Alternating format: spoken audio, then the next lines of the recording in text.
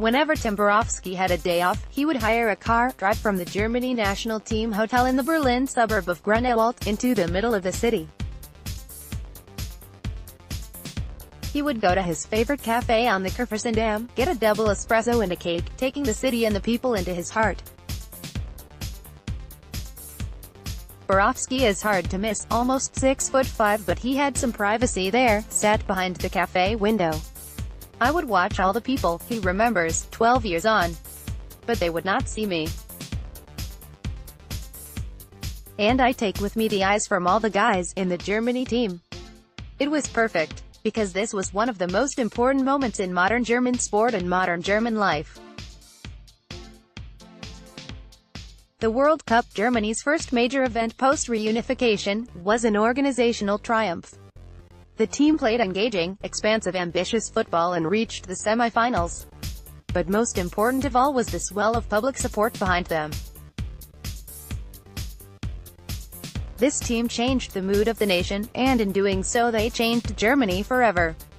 Age 29 club, Arsenal position, playmaker age 32 club, Bayern Munich position, goalkeeper age 22 club, RB Leipzig position, forward age 26 club, RB Leipzig position, midfielder age 33 club, Hull City position, midfielder age 23 club, Bologna position, defender age 29 club, LA Galaxy position, forward age 31 club, Real Betis position, midfielder age 25 club, Tottenham Hotspur position, forward age 31 club, Ulsan Hyundai FC position, defender. There was a fever for this team.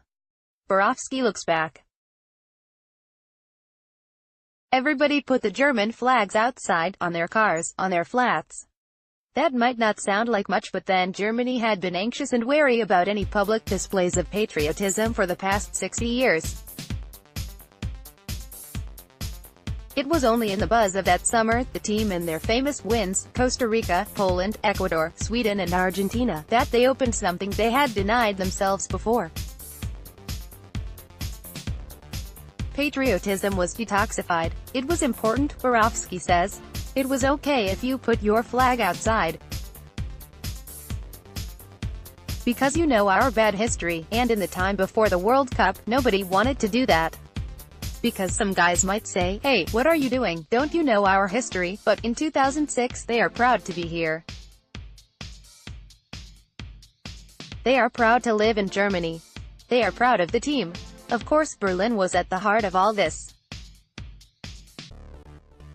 The reunified capital of the reunified country was filled for this sunny month with football fans, watching the games in their tens of thousands on screens at organized public viewings, making images that went round the world.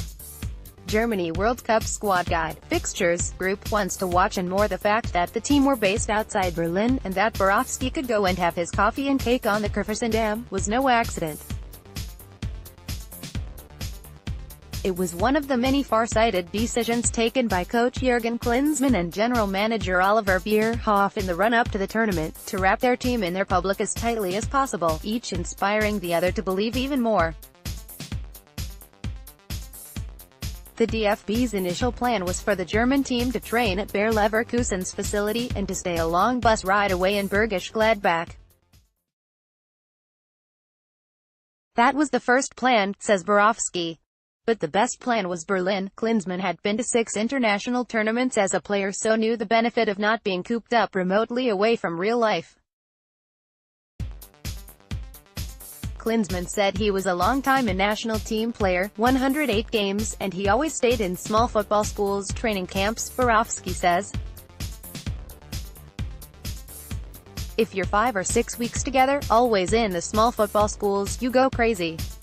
Teamwork is much better when you have some time for yourself, an hour or two. You can rent a car, and see everything that happens in the city.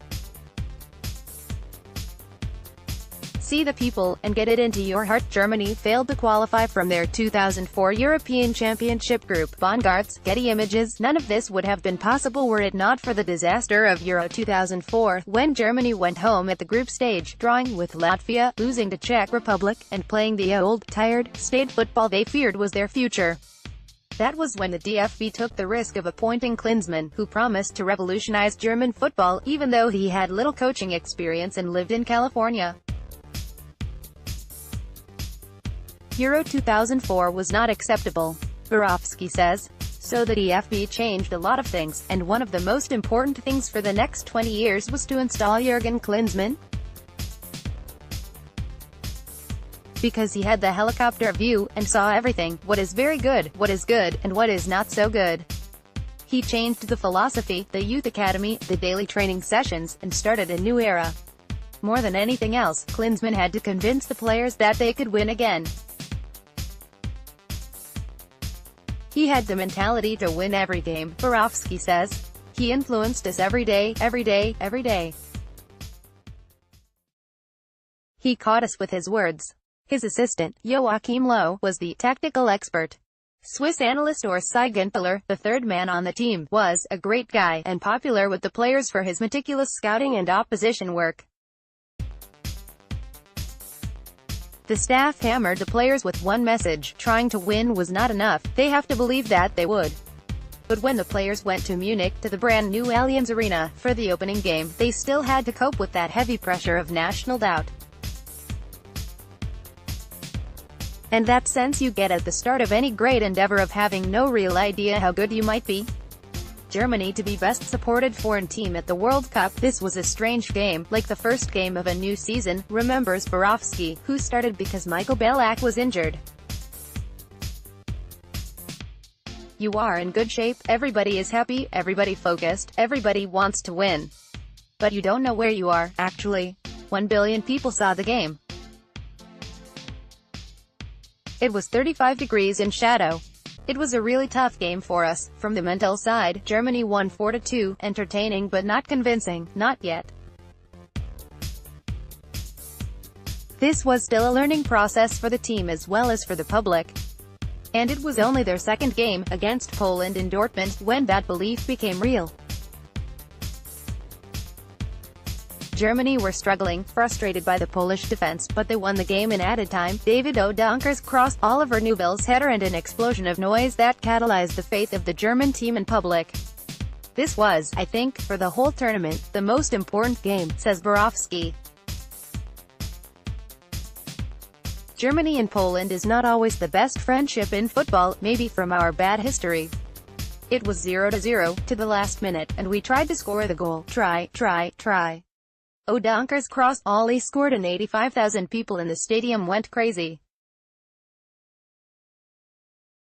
For us, it was very important to get to the new level of belief. Then, we knew exactly, okay, we can go. Iker Casillas and Russian model Natalia Vodianova present the World Cup trophy. Russian President Vladimir Putin waves after delivering his speech. Robbie Williams performs with Russian soprano Ida Garifalina as former Brazilian international player Ronaldo applauds. Argentina fans hears during the 2018 FIFA World Cup Russia Group A match between Russia and Saudi Arabia. President Vladimir Putin speaks before the opening match. President Vladimir Putin on the big screen before the match. A Russia fan with Saudi Arabia fans. President Vladimir Putin speaks before the opening match. Robbie Williams and Ida Garifalina perform. Colombia fans before the match. Fan zone in Yekaterinburg. That was the moment that changed finally the national mood. It was amazing, Borowski remembers. You saw in every game, there were 80,000 people for Germany and maybe 6,000 or 8,000 for the other team. It was brilliant. You saw the game against Poland. Or the game against Argentina. It was amazing. Nice weather, good stadiums, modern stadiums, good people, no stress. And a lot of supporters, riding that wave of public support and euphoria. Germany blew Ecuador away 3-0 in their third game, and then went back to Munich and beat Sweden 2-0 in the last 16. Then to Berlin, for the quarterfinal with Argentina, the early favorites who had scored one of the great World Cup goals in their 6-0 win over Serbia and Montenegro. Argentina arrived in Berlin with an arrogance that struck the Germans. It started before the game. Borowski remembers. They got to the stadium on their coach and they were being provocative as they came in. The Argentina team was a little bit like, we can beat Germany for sure. Sometimes when you see the teams, as they come onto the pitch, you can see it, you can feel it. It's the aura. You see every player showing the other team they are strong enough to beat you. Germany were riding the wave of public support in 2006. Getty, Argentina started stronger and took the lead through a Roberto Ayala header. Late in the second half, Borowski was thrown on for Bastian Schweinsteiger, and 5 minutes later, he had turned the game around. "I saw from the left side, Michael Ballack got the ball, wanted to cross it," he remembers. "It was a little bit short, I saw it, I remember Miero, Klose, ran behind me into the box, and I have to take the header to make the cross a little bit longer." Borowski flicked the ball into Klose's path and he knotted it in, with 10 minutes left. The mood changed instantly. "After the 1-1, we knew now it was time," Borowski says. "We will beat you, in normal time, in extra time or on penalties." After 120 minutes, before penalties, the Argentina players started trash talk towards the Germans. But it did not put them off. Germany scored all 4 penalties, Borowski the 4th, putting into the bottom right after Germany's psychology coach had told the players they had to tell their teammates where they were aiming before the kick. "It's complex," Borowski says. "You need to be self-confident for sure. You need a good technique. And I think the main thing is you have to work against pressure. So you have to be focused, breathe, and score." That pressure was too much for Argentina. Ayala and Esteban Cambiaso had kick saved by Jens Lehmann, and in bitter defeat, Argentina sparked a mass brawl. And that violence did more than anything else to stop Germany's own progress. Torsten Frings, their anchor, punched Julio Cruz, and while it was not seen, he was spotted on video footage and banned. Borowski was booked in the 2006 semi-final, Getty, so Borowski had to start against Italy for the Dortmund semi-final, and even he admits that had he not played, Germany would have won. "I am sure, if Torsten Frings was not suspended, we would have won the World Cup, for sure," he says. "But he was suspended in this game. It was a bad thing for us." Germany were still optimistic. They had been playing better than Italy, but without Frings they could never quite get a foothold in the game, and they did not take their early chances. Italy had played a bad tournament, Borowski says, but their best game in the whole tournament was the semi-final. Not the final, not the quarter-final, but the semi-final. Played a very good game. It was a very intensive game. We had to score 1 or 2 goals, with Bernd Schneider for example, but we didn't. All that accumulated belief and all that momentum ultimately counted for nothing when, in the 119th minute, Pirlo worked a corner to Fabio Grosso, who whipped the ball into the far corner of the net. 1 minute later, Alessandro Del Piero made it 2-0. The great German train had come to a stop. "We felt like the tournament stopped," Borowski admits. "Some guys were crying. We didn't realize the situation. It was like getting killed by a knife to the heart." Italy, of course, went on to the Berlin final and beat France on penalties. Germany had to wait until Euro 2008 to reach a final in the 2014 World Cup to win one. At home that hot summer they had proved a point. "I'm proud of the tournament because not only we made a lot of people in Germany happy and proud, but also the football world was impressed by the way Germany played this tournament," Borowski reflects. "They had taught themselves how to play, how to win, and how to celebrate again."